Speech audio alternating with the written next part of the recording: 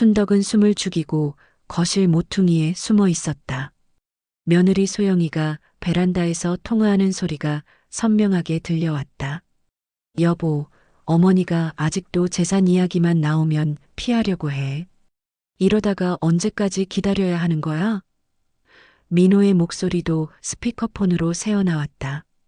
조금만 더 참아. 엄마가 완전히 의존하게 만든 다음에 요양원 보내면 돼. 순덕의 손이 떨렸다. 6개월 동안 극진히 돌봐준 며느리의 진짜 속마음이었다. 그녀가 들고 있던 물컵이 바닥에 떨어져 깨지는 소리가 베란다까지 울렸지만 소영은 통화에 몰두해 있었다.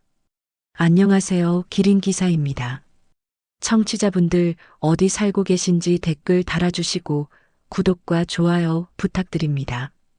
오늘 들려드릴 이야기는 정말 충격적인 가족 갈등 이야기인데요. 글을 모두 들으시고 활발한 의견 공유 부탁드립니다. 이 이야기는 2023년 3월 15일 수요일 봄비가 내리는 어느 오후부터 시작됩니다. 서울 강동구 둔촌동의 한 25평 아파트 15층에서 혼자 살고 있던 73세 박순덕 할머니는 그날 아침도 평소와 다름없이 하루를 시작했습니다.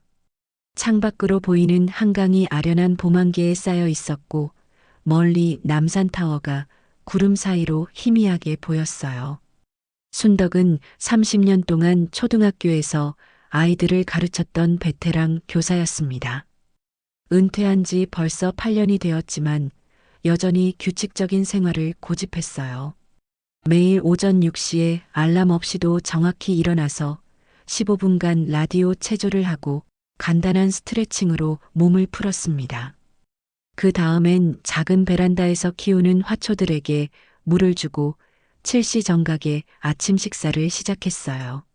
아침 메뉴는 항상 똑같았습니다. 현미밥 반 공기, 된장국, 김치, 그리고 계절에 따라 바뀌는 나물 반찬 하나. 소박하지만 영양 균형을 맞춘 식단이었죠. 아침을 먹으면서는 KBS 라디오 뉴스를 들었고 8시부터는 독서 시간이었어요. 요즘에는 박완서 작가의 소설을 다시 읽고 있었습니다. 오전 10시가 되면 같은 아파트 12층에 사는 절친 이영자와 만났어요. 영자는 순덕보다 2살 많은 75세로 20년 전부터 이 아파트에서 살고 있었습니다. 두 사람은 아파트 앞 작은 공원을 산책하며 하루 종일 쌓인 이야기를 나누곤 했어요. 순덕아, 요즘 민호네는 어떻게 지내? 글쎄, 바쁘다고 자주는 못 와. 그래도 일주일에 한 번씩은 안부 전화를 해. 며느리는 어때? 소영이 맞지? 응, 소영이. 괜찮은 것 같아. 예의 바르고 시어머니한테 잘해. 영자는 고개를 끄덕였지만 왠지 표정이 썩 밝지 않았어요. 왜, 뭔가 이상한 거라도 있어? 아니야, 그냥. 뭔가 완벽해서 오히려 어색하다는 생각이 들어서. 뭔 소리야? 며느리가 잘하면 좋은 거지. 그렇긴 하지만 너무 완벽한 사람은 어딘가 허점이 있다고 하잖아. 순덕은 영자의 말을 대수롭지 않게 여겼어요. 친구가 약간 까칠한 면이 있어서 그런 말을 하는 거라고 생각했거든요. 순덕의 아들 박민호는 45세로 서울 강남에 위치한 중견 건설회사에서 과장으로 일하고 있었습니다. 키 175cm의 보통 체격에 둥근 안경을 쓴 평범한 직장인이었어요. 성격은 온화하고 착했지만 결정을 내리는데 시간이 오래 걸리는 우유부단한 면이 있었습니다. 특히 아내인 소영 앞에서는 더욱 그랬어요. 민호는 대학 졸업 후 줄곧 같은 회사에서 일해왔습니다. 20년간 성실하게 근무했지만 특별히 뛰어난 능력이 있다기보다는 묵묵히 맡은 일만 해내는 타입이었어요. 그래서 승진도 평균적인 속도로 이루어졌고 월급도 중간 정도였습니다. 이 점이 아내 소영에게는 늘 아쉬운 부분이었어요. 김소영은 42세의 전업주부로 민호와 결혼한 지 12년이 되었습니다. 결혼 전에는 백화점에서 화장품 판매원으로 일했었어요. 키 160cm의 날씬한 체형에 단정한 외모를 가진 그녀는 언제나 말끔하게 차려입고 다녔습니다. 겉으로 보기엔 완벽한 며느리였죠. 소영은 머리가 영리했고 계산도 빨랐어요. 사람을 대할 때도 상대방이 원하는 모습을 정확히 파악해서 그에 맞게 행동하는 재주가 있었습니다. 시어머니 앞에서는 항상 공손하고 예의 바른 며느리였고 명절이나 어머니 생신 때면 정성스럽게 준비해서 찾아왔어요. 하지만 집에서 남편과 둘이 있을 때는 다른 모습을 보였습니다. 민호의 소극적인 성격과 평범한 연봉에 대해 불만을 토로하곤 했고 다른 집 남편들과 비교하며 은근히 압박을 가했어요. 여보, 옆집 김 과장은 벌써 부장으로 승진했대. 당신은 언제 부장 될 거야? 소영아, 승진이 내 맘대로 되는 게 아니잖아. 맘대로 안 되는 게 아니라 노력을 안 하는 거지. 회식도 빠지고 상사한테 잘 보이려는 노력도 안 하고 이런 대화가 반복되면서 민호는 점점 위축되어 갔어요. 자신감도 없어지고 아내의 눈치를 보게 되었습니다. 부부의 아들인 준우는 11세로 초등학교 5학년이었습니다. 아버지를 닮아 온순한 성격이었지만 머리는 똑똑했어요. 할머니를 무척 좋아했고 할머니 집에 가는 것을 늘 기대했습니다. 엄마, 이번 주말에 할머니 집에 갈 거예요? 글쎄, 아빠가 바쁘다고 하던데. 그럼 저 혼자라도 갈 수 있어요? 혼자는 안 돼. 아직 어려. 준우는 아쉬워했지만 어쩔 수 없었어요. 그런데 2023년 3월 15일 수요일 오후 순덕의 평온한 일상에 균열이 생기기 시작했습니다. 오후 2시 10분쯤 아파트 현관 초인종이 울렸어요. 순덕은 거실 소파에서 독서를 하고 있었는데 인터폰 화면을 보니 며느리 소영이 서 있었습니다. 평소보다 표정이 심각해 보였어요. 어머니, 어머니 계세요? 문 좀 열어주세요. 소영의 목소리에 다급함이 묻어났습니다. 순덕은 서둘러 현관문을 열어줬어요. 어머나 소영아. 무슨 일이야? 오늘은 평일인데 웬일로 이렇게 급하게? 소영은 숨을 헐떡이며 들어왔어요. 머리카락이 약간 흐트러져 있었고 이마에는 땀이 맺혀 있었습니다. 어머니, 큰일 났어요. 빨리 병원 가셔야 해요. 병원? 갑자기 왜? 순덕은 당황했습니다. 자신이 아픈 곳이 있다는 생각이 들지 않았거든요. 방금 민호 오빠한테 전화가 왔는데 어머니가 어제 받으신 건강검진 결과에 심각한 문제가 있다고 해요. 소영이 순덕의 팔을 붙잡으며 말했어요. 무슨 소리야? 나는 어제 병원에 간 적이 없는데? 순덕은 고개를 저었어요. 어제는 분명히 영자와 함께 마트에 가서 장을 보고 오후에는 집에서 드라마를 봤었습니다. 병원에 간 기억이 전혀 없었어요.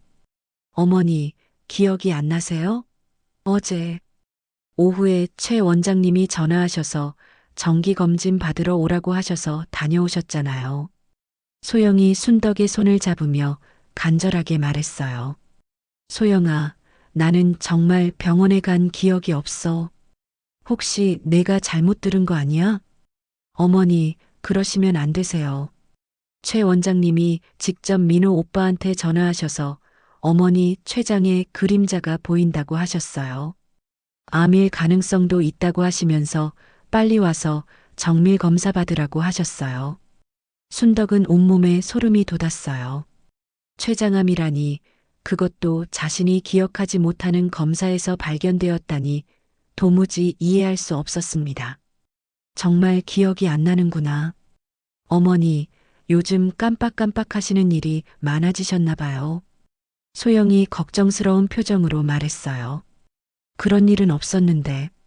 순덕은 혼란스러웠어요. 자신의 기억력을 믿고 있었는데 이렇게 중요한 일을 기억하지 못한다니 당황스러웠습니다. 어머니, 어쨌든 빨리 병원에 가셔야 해요. 민호 오빠도 회사에서 바로 병원으로 오기로 했어요. 소영이 순덕을 재촉했어요. 그럼 우선 옷부터 갈아입어야겠네. 순덕은 실내복 차림이었기 때문에 외출복으로 갈아입으러 방으로 들어갔어요. 그 사이 소영은 거실에서 핸드폰으로 누군가와 통화를 했습니다. 여보, 어머니 모시고 지금 가는 중이야. 응, 기억 못 하신다고 하니까 더 심각한 것 같아.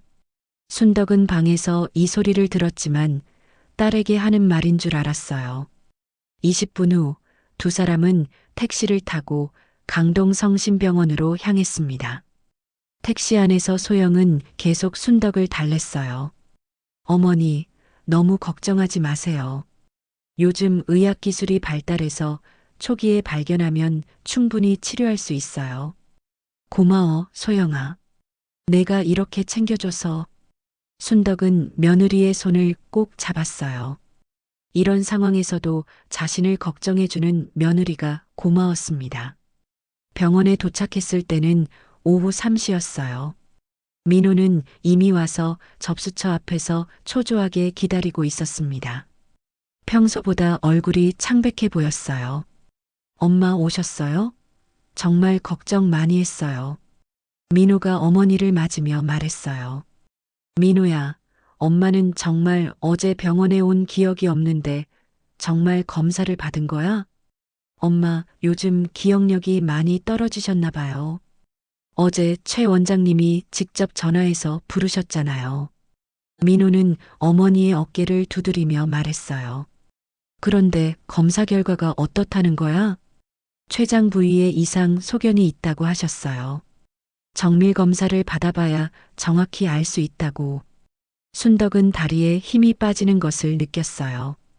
며느리와 아들이 모두 같은 말을 하니까 자신의 기억이 틀렸을 수도 있다는 생각이 들었습니다. 곧 최원석 원장의 진료실로 안내되었어요. 50대 중반의 의사는 컴퓨터 모니터를 보며 심각한 표정을 지었습니다. 어르신, 어제 받으신 CT 촬영 결과를 보니까 췌장 부분에 이상 소견이 보입니다. 의사가 모니터를 돌려서 보여주며 설명했어요. 여기 이 부분 보이시죠? 정상과 다른 음영이 보입니다. 정밀 검사가 필요해요. 순덕은 화면을 바라봤지만 뭐가 뭔지 알 수 없었어요. 다만 의사의 심각한 표정으로 봐서는 좋지 않은 상황인 것 같았습니다. 원장님, 혹시 제가 언제 이 검사를 받았는지 정확한 날짜를 알 수 있을까요? 어제 3월 14일 오후 3시에 받으셨어요. 혹시 기억이 안 나세요? 네, 전혀 기억이 안 나요. 순덕은 솔직하게 대답했어요. 의사는 잠시 고민하는 표정을 지었습니다. 요즘 기억력에 문제가 있으신가요? 평소에는 괜찮았는데 혹시 모르니까 치매 검사도 함께 받아보시는 것이 좋겠어요. 의사의 말에 순덕은 충격을 받았어요. 치매라니 생각해 본 적도 없었습니다. 원장님, 우선 췌장 정밀 검사부터 받고 그 다음에 다른 검사를 받으면 안 될까요? 민호가 나서서 말했어요. 그래도 되겠죠. 우선 내일 아침에 공복 상태로 와서 추가 검사를 받으세요. 병원을 나오면서 순덕은 혼란스러웠어요. 어제 오후 3시면 분명히 영자와 함께 마트에서 장을 보고 있었을 시간인데 어떻게 병원에서 검사를 받을 수 있었을까요? 엄마, 괜찮으실 거예요. 너무 걱정하지 마세요. 민호가 어머니를 위로했지만 사실 그도 많이 걱정되었어요. 어머니, 오늘 저희 집에서 주무세요. 혼자 계시면 불안하실 거예요. 소영이 제안했지만 순덕은 고개를 저었어요. 괜찮아. 집에 가서 쉴게. 내일 검사 받으러 와야 하니까. 그날 저녁 순덕은 영자에게 전화를 걸었어요. 영자야, 나야. 순덕아. 무슨 일이야? 목소리가 이상한데. 영자야, 내가 너한테 중요한 걸 물어볼게. 어제 오후에 우리 마트에 갔지? 당연히 갔지. 왜? 몇 시쯤 갔어? 2시 반쯤 나가서 4시까지 있었잖아. 너 마트에서 고등어 2마리 사고 나는 김치 담글 배추 샀고 왜 갑자기 그걸 물어? 순덕은 안도의 한숨을 쉬었어요. 자신의 기억이 맞았습니다. 아니야, 그냥 확인하고 싶어서. 순덕아, 뭔가 이상하네. 무슨 일 있어? 순덕은 오늘 있었던 일을 영자에게 이야기했어요. 영자는 깜짝 놀랐습니다. 그게 무슨 소리야? 내가 어제 병원에 갔다고? 나도 그게 이상해서. 분명히 너랑 마트에 갔는데. 순덕아, 이거 뭔가 수상한데? 혹시 병원에서 착오가 있었던 건 아니야? 나도 그런 생각이 들어. 내일 가서 다시 확인해 봐야겠어. 다음 날 아침 순덕은 공복 상태로 병원에 갔어요. 소영이 함께 갔습니다. 어머니, 많이 불안하시죠? 응, 조금. 괜찮으실 거예요. 설사 뭔가 있더라도 요즘엔 치료법이 많으니까. 추가 검사를 받고 결과를 기다리는 동안 순덕은 병원 직원에게 물어봤어요. 혹시 제 검사 기록을 다시 한번 확인해 주실 수 있나요? 제가 언제 왔는지 기억이 안 나서요. 네, 잠시만요. 직원이 컴퓨터를 확인해 봤어요. 3월 14일 오후 3시에 CT 촬영을 받으셨네요. 여기 기록에 다 있어요. 혹시 제가 누구와 함께 왔는지도 알 수 있나요? 보호자란에 며느리라고 되어 있어요. 순덕은 소영을 바라봤어요. 소영아, 내가 어제 나랑 함께 왔어? 네, 어머니. 제가 모시고 왔잖아요.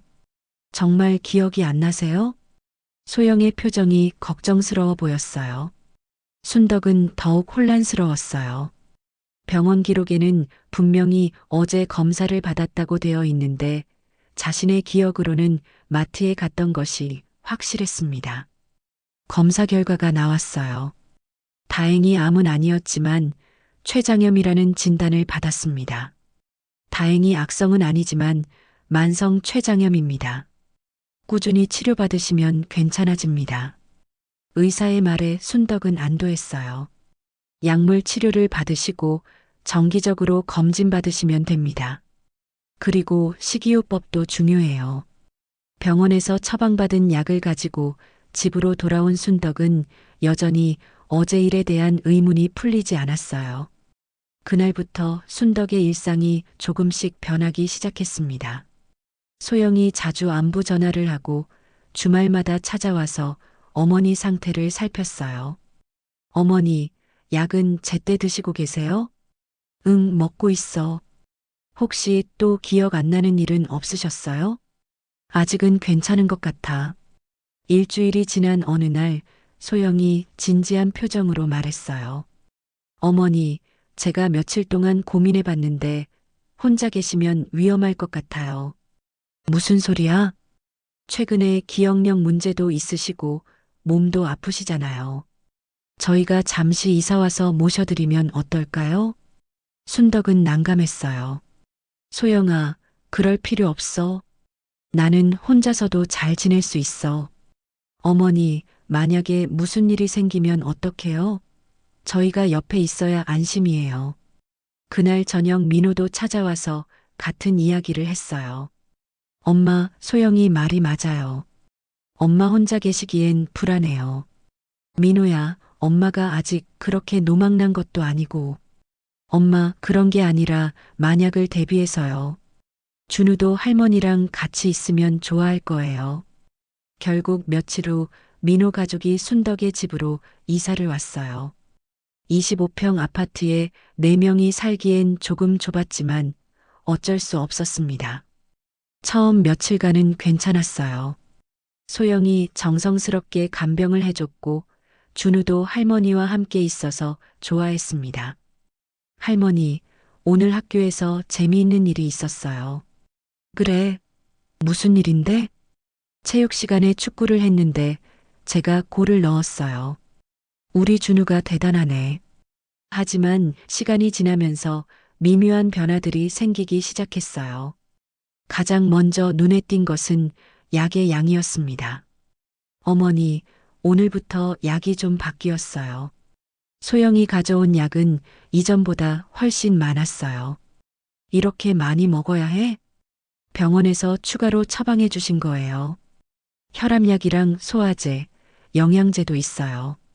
하루에 먹어야 하는 약이 10알이 넘었습니다. 아침에 3알, 점심에 4알, 저녁에 5알이었어요. 약을 먹고 나면 이상하게 머리가 멍했어요.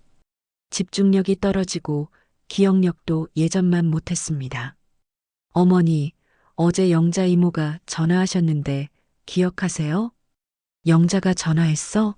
언제? 어제 저녁에요.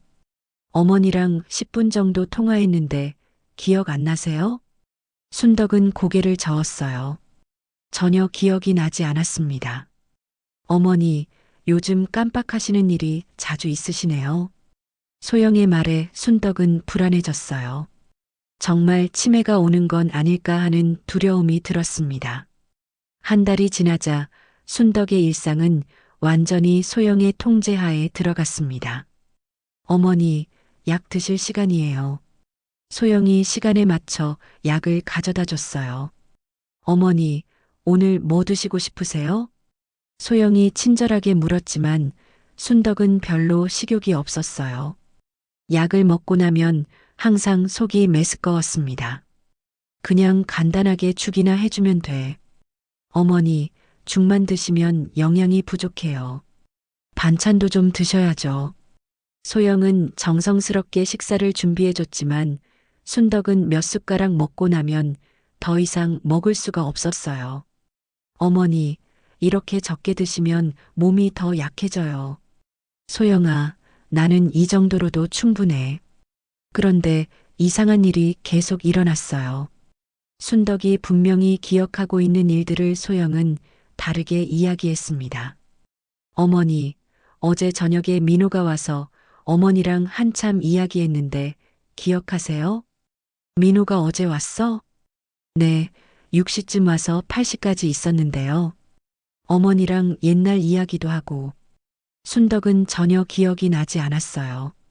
어제 저녁에는 분명히 혼자서 드라마를 봤었는데 언제 민호가 왔다는 건지 이해할 수 없었습니다. 소영아, 정말 민호가 왔어?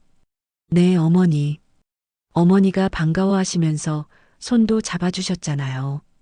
순덕은 점점 불안해졌어요. 자신의 기억을 믿을 수 없게 되었습니다. 한편 순덕이 모르는 사이에 소영과 민호는 은밀한 대화를 나누고 있었어요. 여보, 어머니 상태가 어때? 많이 나아졌어. 예전보다 훨씬 순해지셨어. 약 효과가 있나 보네. 응, 수면제 성분이 있는 약을 조금씩 섞어주니까 확실히 달라져. 그런데 언제까지 이렇게 해야 해? 조금만 더. 어머니가 완전히 의존적이 되면 그때 재산 이야기를 꺼내자. 2달째가 되자 순덕의 상태는 더욱 악화되었어요. 하루 종일 멍하니 앉아 있는 시간이 많아졌고 간단한 일도 기억하지 못했습니다. 어머니, 오늘 아침에 뭘 드셨는지 기억하세요? 아침에 뭘 먹었지? 계란죽 드셨잖아요. 제가 해드렸는데 순덕은 고개를 저었어요.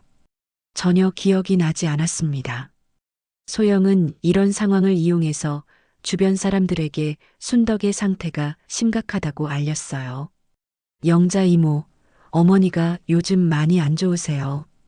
영자가 안부를 묻자 소영이 한숨을 쉬며 대답했어요. 어떻게 안 좋으신데?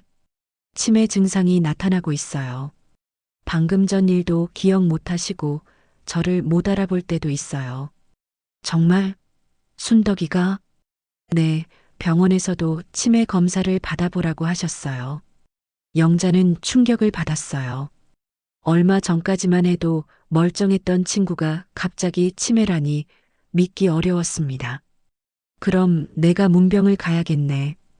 영자 이모, 어머니가 요즘 사람 만나는 걸 힘들어 하세요. 조금 더 안정되면 연락드릴게요. 소영은 영자의 방문을 막았어요.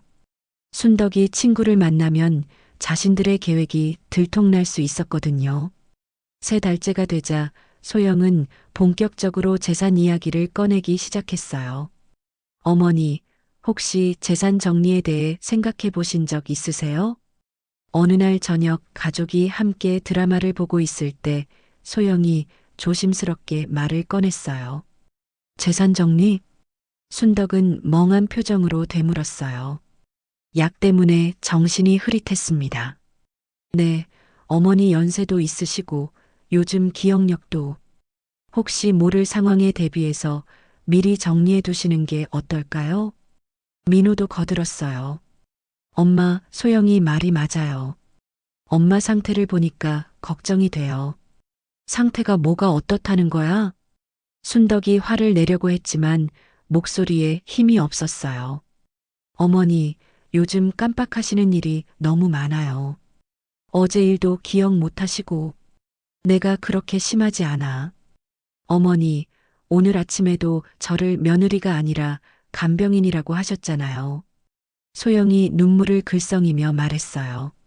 그랬나? 순덕은 기억이 나지 않았어요. 어머니, 저희가 어머니를 모시는 건 당연한 일이에요. 하지만 법적으로 정리해두지 않으면 나중에 문제가 될 수 있어요. 무슨 문제? 만약 어머니가 의식을 잃으시거나 하면 은행 업무도 못 하시고 집 관리도 어려워져요. 민호가 설명했어요. 그럼 어떻게 하자는 거야? 아파트를 제 명의로 옮기고 예금도 저희가 관리할 수 있게 해주세요. 소영이 본심을 드러냈어요. 순덕은 멍한 머리로도 뭔가 이상하다는 생각이 들었어요. 그건 아직 이르지 않나? 어머니, 이런 일은 미리 준비해야 해요. 나중에 후회하면 늦어요. 나는 아직 내일을 내가 결정할 수 있어. 순덕이 거부하자 소영의 표정이 변했어요. 어머니, 솔직히 말씀드릴게요. 어머니는 이미 혼자서는 생활이 어려우세요. 무슨 소리야? 어제도 가스레인지를 켜놓고 깜빡하셨잖아요. 제가 발견하지 못했으면 큰일 날 뻔했어요. 순덕은 그런 일이 있었는지 기억이 나지 않았어요. 그리고 약도 혼자서는 제대로 못 드세요. 저희가 계속 챙겨드려야 해요. 소영의 말이 계속되자 순덕은 점점 위축되었어요.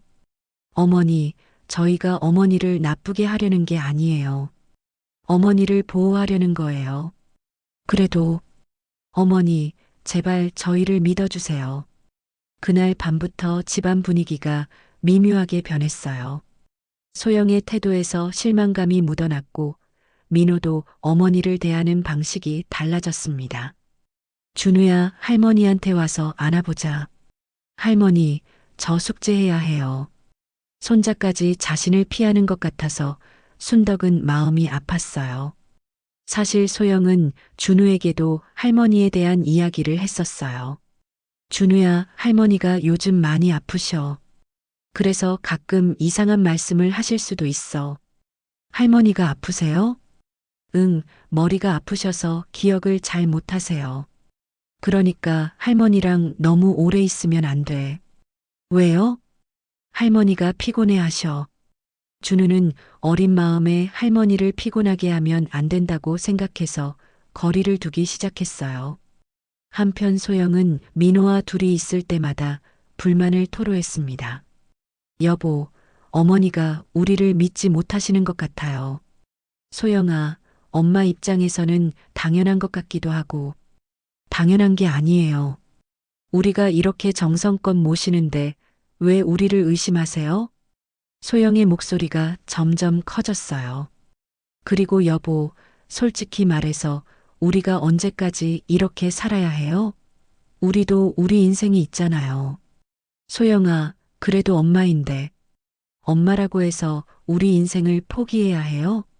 준우도 커가는데 교육비도 많이 들어가고, 민호는 아내의 말에 점점 설득당했어요. 그리고 어머니 상태가 이런데 혼자 두면 위험해요. 요양원에 모시는 게 어머니를 위해서도 좋을 거예요. 요양원? 네, 전문적으로 돌봐주니까 더 좋잖아요. 소영은 이미 요양원까지 알아보고 있었어요. 하지만 엄마가 싫어하실 텐데. 처음에는 그러시겠지만 금방 적응하실 거예요. 그리고 우리는 주말마다 면회 가면 되고, 민호는 점점 아내의 말이 맞는 것 같다는 생각이 들었어요. 그런데 재산 문제는 어떻게 할 거야? 그거야 당연히 우리가 관리해야죠. 어머니 상태로는 혼자서 감당할 수 없어요. 3달 반이 지났을 때 소영은 더욱 적극적으로 나섰어요. 어머니, 오늘 병원에서 치매 검사 정밀하게 받으러 가세요. 치매 검사? 내가 왜? 최 원장님이 요청하셨어요. 어머니 상태를 보니까 정확한 진단이 필요하다고 하시더라고요. 순덕은 거부했지만 민호까지 나서서 설득했어요. 엄마, 그냥 검사만 받아보세요. 아무것도 아니면 다행이고 뭔가 있으면 치료받으면 되잖아요. 병원에서 최원석 원장은 소영의 요청을 받고 당황했어요. 치매 진단서를 써달라고요? 네, 원장님. 어머니 상태가 정말 심각해요. 소영이 간곡히 부탁했어요. 하지만 검사 결과상으로는 경미한 인지 저하 정도입니다. 치매라고 진단하기는. 원장님, 어머니가 요즘 정말 이상해요. 저희를 못 알아볼 때도 있고, 밤에 혼잣말도 하시고, 그렇다 하더라도 의학적 근거 없이는 진단서를 쓸 수 없습니다. 그럼 조금 더 지켜보고 다시 오겠습니다. 소영은 아쉬워하며 병원을 나왔어요. 그날 저녁 순덕은 화장실에 가려다가 우연히 소영이 베란다에서 통화하는 소리를 들었습니다. 여보, 병원에서 치매 진단서 안 써주네. 어떻게 하지? 전화기 너머로 민호의 목소리가 들려왔어요. 조금 더 기다려. 엄마 상태가 더 나빠지면 그때 다시 가보자. 언제까지 기다려야 해? 이러다가 어머니가 재산을 다른 곳에 넘겨버리면 어떡해? 순덕은 몸이 떨렸어요.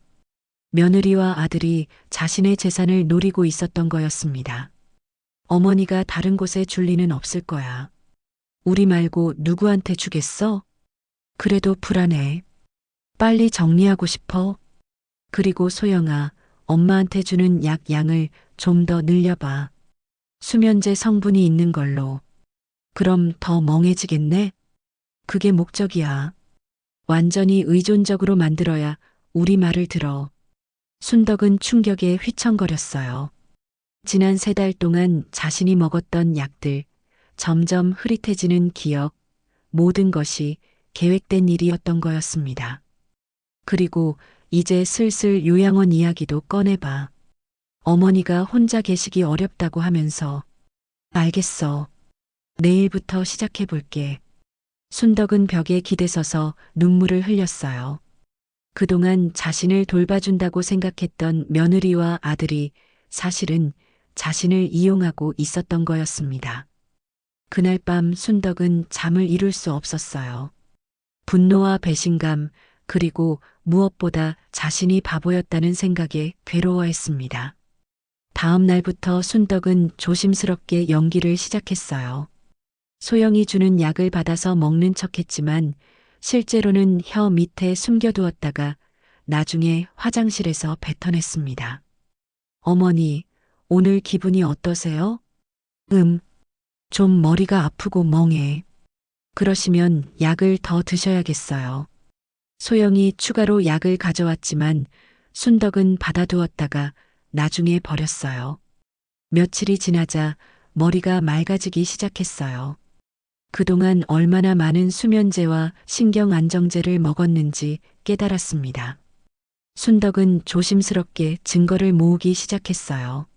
소영이 주는 약들을 몰래 모아두고 그들의 대화를 녹음하기도 했습니다. 어머니, 제가 좋은 요양원을 알아봤어요. 어느 날 소영이 요양원 팸플릿을 가져왔어요. 요양원?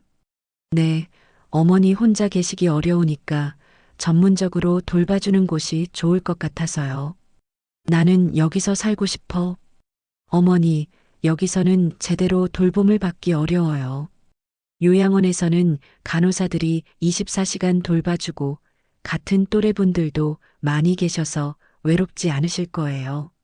순덕은 속으로 화가 났지만 겉으로는 멍한 척했어요. 생각해 볼게. 어머니, 너무 오래 생각하시면 안 돼요. 좋은 요양원은 대기자가 많거든요.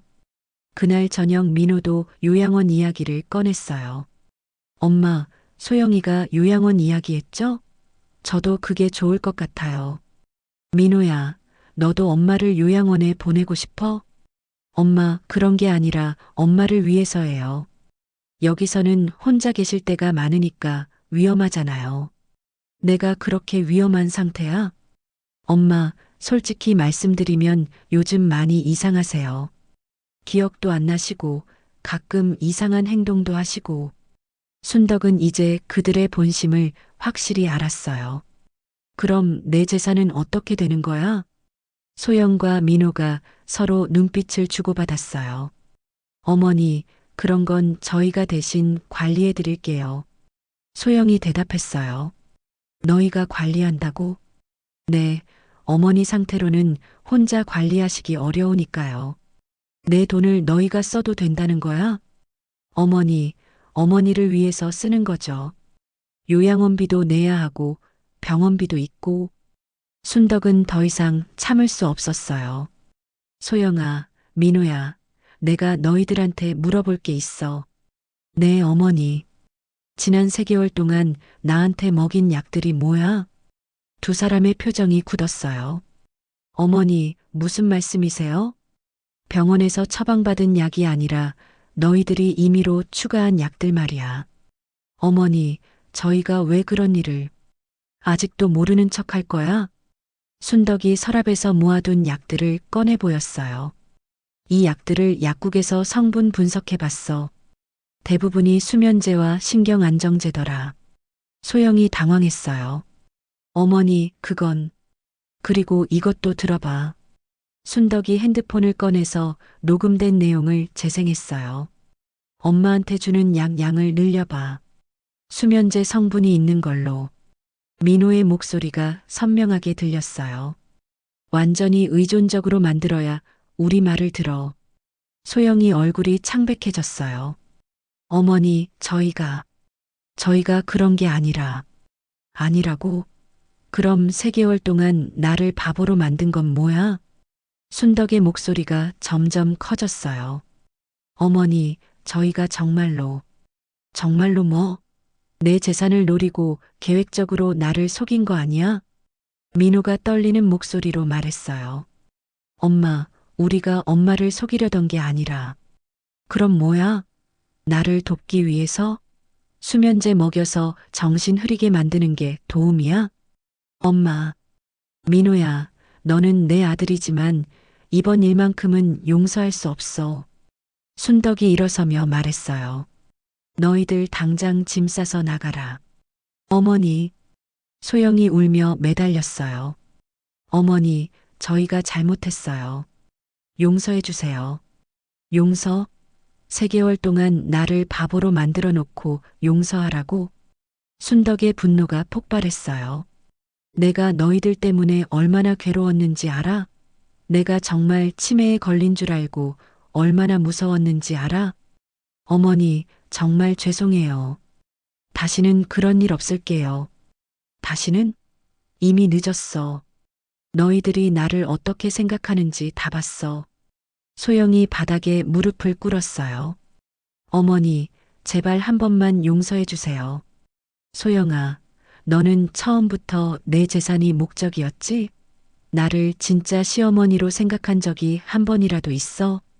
소영이 대답하지 못했어요. 대답 못하는 거 보니까 답은 뻔하네. 준우가 울면서 방에서 나왔어요. 할머니, 저희가 정말 잘못했어요. 할머니 미워하지 마세요. 순덕의 마음이 흔들렸지만 참았어요. 준우야, 할머니는 너를 미워하지 않아. 하지만 너희 부모님이 한 일은 용서할 수 없어. 할머니, 준우야, 너는 아직 어리니까 모르겠지만 어른이 되면 알 거야. 가족이라고 해서 뭘 해도 되는 게 아니라는 걸. 그날 저녁 민호 가족은 짐을 싸서 집을 나갔어요. 소영은 끝까지 울면서 애원했지만 순덕의 마음은 돌아서지 않았습니다. 어머니, 저희가 어디로 가야 하나요? 그건 너희들이 알아서 해. 내가 왜 걱정해야 해? 현관문이 닫히는 소리와 함께 집안이 조용해졌어요. 순덕은 소파에 주저앉았습니다. 3개월 만에 되찾은 평온함이었지만 한편으로는 씁쓸했어요. 가족이라고 믿었던 사람들이 자신을 이용했다는 사실이 너무나 충격적이었습니다. 그날 밤 순덕은 영자에게 전화를 걸었어요. 영자야, 나야. 어머, 순덕아. 왜 이렇게 오랫동안 연락이 없었어? 며느리가 너 많이 아프다고 해서 걱정했어. 영자야, 내가 큰일을 당했어. 순덕은 지난 3개월 동안 있었던 일들을 영자에게 모두 이야기했어요. 영자는 분노했습니다. 이게 무슨 소리야? 며느리가 너한테 수면제를 먹여서 정신을 흐리게 했다고? 응, 그리고 내 재산을 빼앗으려고 했어. 순덕아, 이건 범죄야. 당장 경찰서에 신고해야 해. 그럴까 생각도 해봤는데. 그래도 내 아들인데. 아들이면 뭐해? 이런 짓을 하는데. 영자는 정말 화가 났어요. 순덕아, 너는 너무 착해. 이런 일을 당하고도 아들 생각을 하다니. 그래도 가족인데. 가족이 서로에게 이런 짓을 해? 이건 가족이 아니라 범죄자야. 영자의 말이 맞았지만 순덕은 선뜻 신고할 마음이 서지 않았어요. 일주일 후 민호가 혼자 찾아왔습니다. 많이 야윈 모습이었어요. 엄마, 안녕하세요. 민호야, 왜 왔어? 엄마께 사과드리러 왔어요. 민호는 현관에서 무릎을 꿇고 앉았어요. 엄마, 제가 정말 잘못했어요. 정말 죄송해요. 민호야, 일어나. 엄마, 저 용서해 주세요. 다시는 그런 일 없을 거예요. 순덕은 아들을 바라봤어요. 45년 동안 키운 아들이었지만 이제는 믿을 수 없었습니다. 민호야, 내가 정말 반성하고 있는 거야? 아니면 또 내 재산을 노리고 오는 거야? 엄마, 그런 게 아니에요. 정말로 잘못했다고 생각해요. 그럼 소영이는 어떻게 되었어? 소영이도 많이 반성하고 있어요. 지금 친정에 가 있는데 매일 울고 있어요. 순덕은 냉소적으로 웃었어요. 울긴 뭘 울어. 계획이 틀어져서 울겠지. 엄마, 정말 그런 게 아니에요. 소영이도 진심으로 후회하고 있어요. 민호야, 너는 내 아내가 어떤 사람인지 정말 몰라? 민호는 대답하지 못했어요. 사실 그도 소영의 계산적인 면을 알고는 있었지만 어머니 앞에서는 인정하고 싶지 않았습니다. 엄마, 그래도 저희는 가족이잖아요. 가족? 가족이 서로에게 이런 짓을 해? 순덕이 목소리를 높였어요. 민호야, 너는 아직도 모르는구나. 가족이라는 건 혈연 관계만으로 되는 게 아니야. 서로를 믿고 존중해야 가족인 거야. 엄마, 너희들은 나를 가족으로 생각한 게 아니라 재산의 소유자로만 봤어. 그게 가족이야? 민호가 고개를 숙였어요. 엄마 말씀이 맞아요. 저희가 정말 잘못 생각했어요. 그럼 이제 알았으니까 너희끼리 잘 살아. 나는 혼자 살 거야. 엄마, 그러시면 안 되죠. 엄마 나이도 있으시고. 내 나이 걱정은 내가 하지 마. 나는 아직 내 일을 내가 할 수 있어. 민호는 1시간 넘게 애원했지만 순덕의 마음은 바뀌지 않았어요. 결국 민호는 허탈한 표정으로 돌아갔습니다. 그 후로 1달 동안 민호는 매주 찾아와서 사과했지만 순덕은 문을 열어주지 않았습니다. 인터폰으로만 간단히 대화했어요. 엄마, 문 좀 열어주세요. 할 말 있으면 거기서 해. 엄마, 제발 용서해 주세요. 민호야, 나는 너희들을 용서할 생각이 없어. 그만 가. 어느 날은 소영도 함께 왔어요. 인터폰 앞에서 울면서 사과했습니다. 어머니, 저 정말 잘못했어요. 제발 용서해 주세요. 소영아, 너는 내게 용서를 구할 자격도 없어. 어머니, 저 진심으로 뉘우치고 있어요. 진심? 3개월 동안 나를 속이면서 무슨 진심이야? 순덕은 냉정했어요. 한편 영자는 친구의 완고함이 걱정되었어요. 순덕아, 그래도 너무 매정하게 하는 거 아니야? 영자야, 내가 같은 일을 당해봐. 그래도 용서할 수 있겠어? 그건 그렇지만, 그래도 혈육인데. 혈육이면 뭐해? 나를 이용했는데. 순덕은 단호했어요. 그리고 영자야, 내가 이렇게 하는 게 민호를 위해서이기도 해. 무슨 소리야? 이런 일을 그냥 넘어가면 또 똑같은 일을 할 거야. 한번 크게 혼이 나야 정신을 차려. 영자도 순덕의 말이 일리 있다고 생각했어요. 2달이 지났을 때 순덕에게 충격적인 소식이 전해졌어요.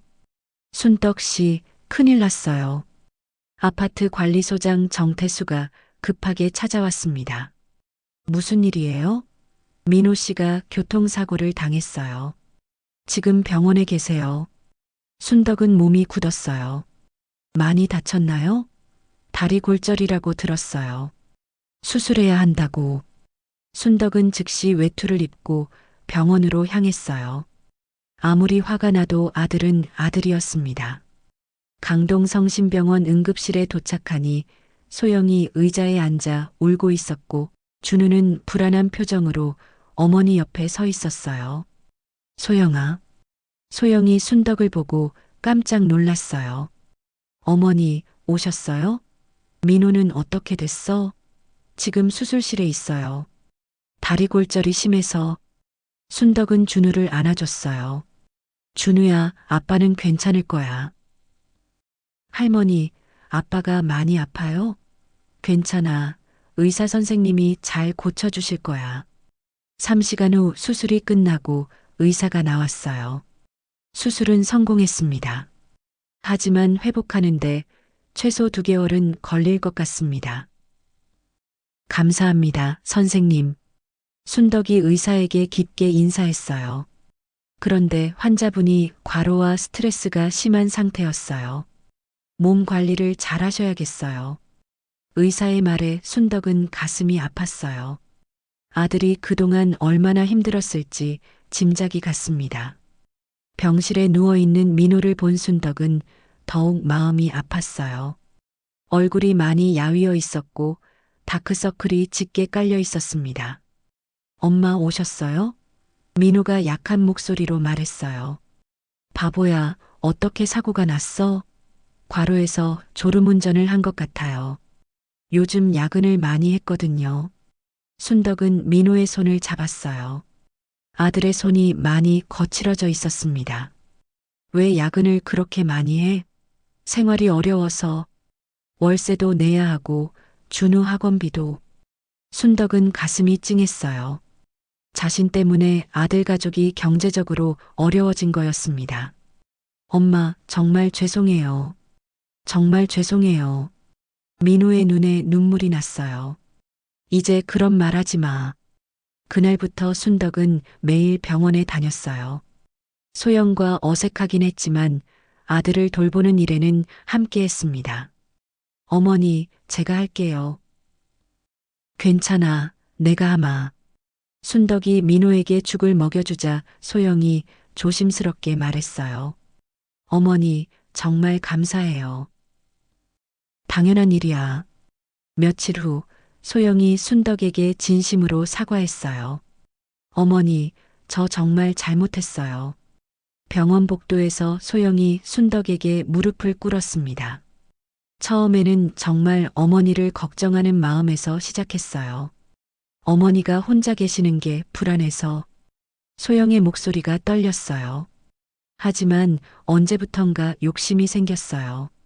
어머니 재산을 보면서 우리 생활이 나아질 수 있을 거라는 생각이 들었어요. 소영아. 어머니, 제가 정말 어리석었어요. 어머니를 진짜 가족으로 생각해야 했는데 돈만 생각했어요. 소영이 눈물을 흘리며 말했어요. 어머니한테 그런 약을 먹인 것도 제가 잘못했어요.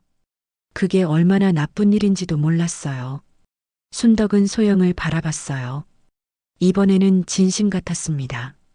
소영아, 나도 너를 며느리로 받아들였어. 하지만 내가 한 일은 정말 실망스러웠어. 어머니, 정말 죄송해요. 저 앞으로는 절대 그런 생각 안 할게요. 정말? 네, 맹세해요. 어머니를 진짜 친어머니처럼 모실게요. 순덕은 소영의 진심을 느꼈어요. 그럼 일어나. 무릎 꿇고 있지 말고. 어머니. 앞으로는 정말 그런 일 없을 거지? 네, 절대 없을 거예요. 그날 저녁 준우가 할머니에게 와서 말했어요. 할머니, 엄마 아빠가 정말 많이 반성하고 있어요. 준우야, 할머니가 너희 가족을 너무 혼냈나? 아니에요, 할머니. 엄마 아빠가 잘못한 거예요. 11살 준우의 말에 순덕은 놀랐어요. 준우야, 너는 어떻게 알지? 엄마가 저한테 이야기해 줬어요. 할머니한테 나쁜 짓을 했다고. 그래서 기분이 어때? 부끄러워요. 우리 엄마 아빠가 할머니한테 그런 짓을 했다니. 순덕은 준우를 안아줬어요. 준우야, 사람은 실수할 수 있어. 중요한 건 실수를 인정하고 고치는 거야.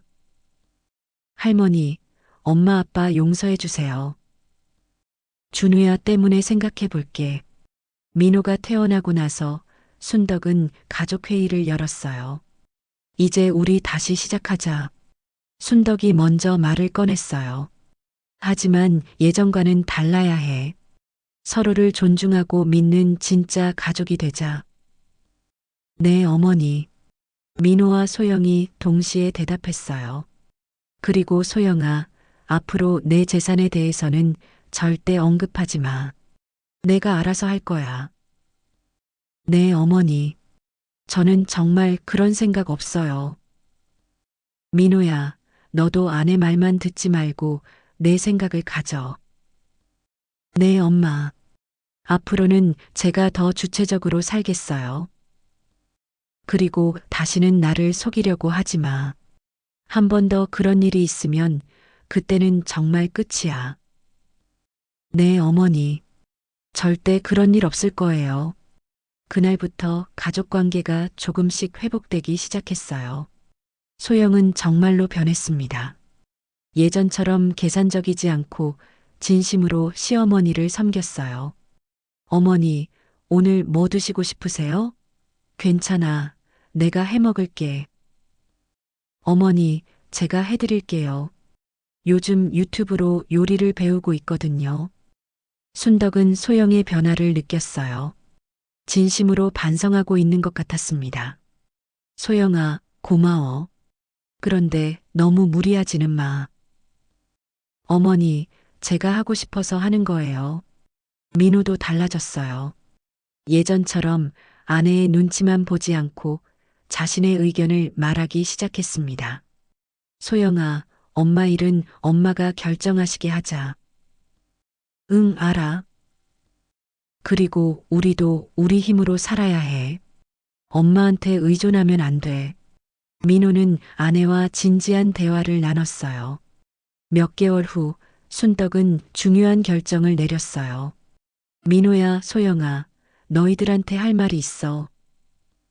네, 어머니. 내가 유산 정리를 할 거야. 소영이 깜짝 놀랐어요. 어머니, 갑자기 왜 그런 말씀을? 내가 나이도 있고 언제 무슨 일이 생길지 모르잖아. 미리 정리해 두는 게 좋을 것 같아. 순덕이 서류를 꺼냈어요. 아파트는 민호 너 앞으로 할 거야. 대신 조건이 있어. 조건이요? 준우가 성인이 될 때까지는 절대 팔면 안 돼. 그리고 내가 살아있는 동안은 내가 계속 여기서 살 거야. 당연하죠, 어머니. 그리고 예금 3억 중에 1억은 준우 교육비로 따로 적금을 넣을 거야. 순덕이 계속 설명했어요. 나머지 2억 중 1억은 내가 생활비로 쓸 거고 나머지 1억은 어려운 사람들을 돕는 데 쓸 거야. 어머니, 내가 이번 일을 겪으면서 깨달은 게 있어. 돈은 사람을 변하게 만들어. 그래서 너무 많이 가지고 있으면 안 좋을 것 같아.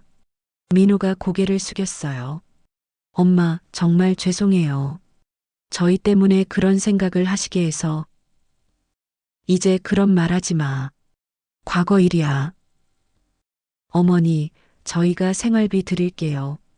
소영이 말했지만 순덕은 고개를 저었어요. 아니야, 내 돈으로 내가 쓸 거야. 그게 서로에게 좋을 거야. 어머니, 정말 감사해요. 고마워할 건 없어. 이게 원래 계획이었어. 몇 주 후 모든 절차가 끝났어요. 순덕은 마음이 한결 가벼워졌습니다. 어머니, 정말 감사해요. 저희가 그런 일을 했는데도. 민호가 눈물을 글썽이며 말했어요. 민호야, 이제 정말 마지막이야. 앞으로는 이런 이야기 꺼내지도 마. 네, 엄마. 그리고 이 집을 잘 지켜라. 준우를 잘 키우고. 네, 꼭 그렇게 하겠어요. 소영아, 너도 이제 진짜 이 집의 며느리야. 잘 부탁해. 네, 어머니. 정말 잘해드릴게요. 1년 후 순덕의 74번째 생일이 되었어요. 가족들이 모여서 소담한 생일상을 차려줬습니다. 할머니, 생일 축하해요. 준우가 직접 그린 그림을 선물로 줬어요. 가족이 모두 웃고 있는 그림이었습니다. 고마워, 준우야. 어머니, 건강하게 오래오래 사세요. 소영이 진심으로 말했어요. 그래, 나도 그러고 싶어. 엄마, 저희가 앞으로 더 잘할게요. 민호도 다짐했어요. 순덕은 가족들을 바라보며 흐뭇해했어요. 비록 힘든 시간을 겪었지만 이제는 진짜 가족이 된 것 같았습니다. 그날 밤 영자가 찾아왔어요. 순덕아, 생일 축하해. 고마워, 영자야. 그런데 기분이 어때? 가족들과 완전히 화해해서. 정말 다행이야. 처음에는 너무 화가 나서 용서할 수 없을 거라고 생각했는데. 그래도 결국 잘 됐네.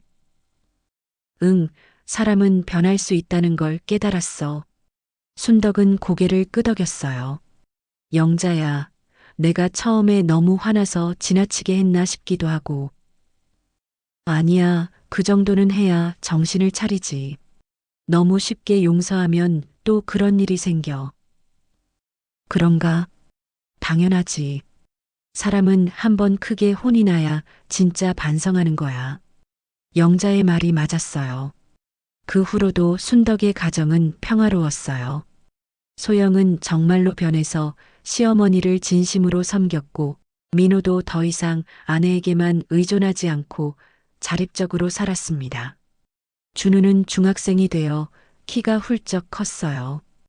할머니와의 관계도 예전보다 더 돈독해졌습니다. 할머니, 저 고등학교 가면 더 바빠질 텐데 할머니 외로우시겠어요? 준우야, 괜찮아. 할머니는 할 일이 많아. 할 일이요? 응, 어려운 사람들 돕는 일도 하고 영자 할머니랑 여행도 다니고. 순덕은 정말로 활기찬 노년을 보내고 있었어요. 할머니, 그래도 자주 안부 여쭐게요. 고마워, 준우야.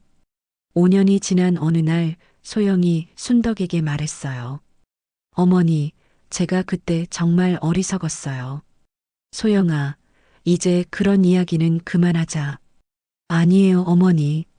제가 깨달은 게 있어요. 소영이 진지하게 말했어요. 저는 그때 돈만 생각했어요. 하지만 정말 중요한 건 가족이었어요. 소영아, 어머니 덕분에 저도 진짜 가족이 뭔지 알게 됐어요. 돈으로는 살 수 없는 거잖아요. 순덕은 며느리를 바라보며 미소 지었어요. 소영아, 내가 그걸 깨달아서 다행이야. 어머니, 앞으로도 계속 배워가겠어요. 어머니를 진짜 친어머니처럼 모시는 법을. 고마워, 소영아. 민호도 많이 성장했어요. 회사에서 부장으로 승진했고, 가정에서도 가장으로서의 역할을 잘 해내고 있었습니다. 엄마, 제가 그때 얼마나 한심했는지 몰라요. 민호야, 과거 일은 그만 생각해. 엄마 말씀에만 의존하려고 했으니까요. 이제는 제 힘으로 가족을 책임지고 있어요.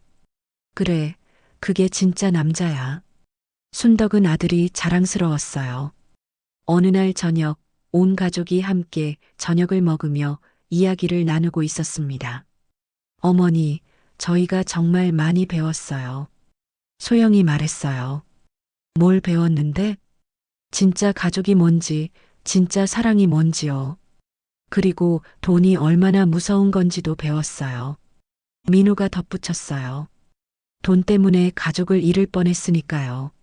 순덕은 가족들을 바라보며 뿌듯해했어요. 너희들이 그걸 깨달아서 정말 다행이야. 어머니, 앞으로도 계속 가르쳐 주세요. 가르칠 건 없어. 이제 너희들이 다 컸으니까 알아서 잘할 거야.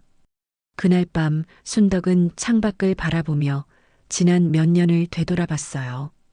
정말 힘들고 아픈 시간이었지만 그 덕분에 가족들이 모두 성장할 수 있었습니다. 진정한 가족의 의미를 깨닫게 되었고 서로를 더욱 소중히 여기게 되었어요. 무엇보다 돈보다 중요한 것들이 많다는 것을 모두가 깨달았습니다. 순덕은 미소를 지으며 잠자리에 들었어요. 내일 아침에도 사랑하는 가족들과 함께 새로운 하루를 시작할 수 있다는 것에 감사하면서 말이에요. 이 이야기는 우리에게 중요한 교훈을 줍니다. 가족이라는 이름으로 서로를 이용해서는 안 되며 진정한 사랑과 존중을 바탕으로 한 관계만이 오래갈 수 있다는 것을요. 그리고 때로는 단호한 태도가 가족을 지키는 길이 될 수도 있다는 것을 말입니다.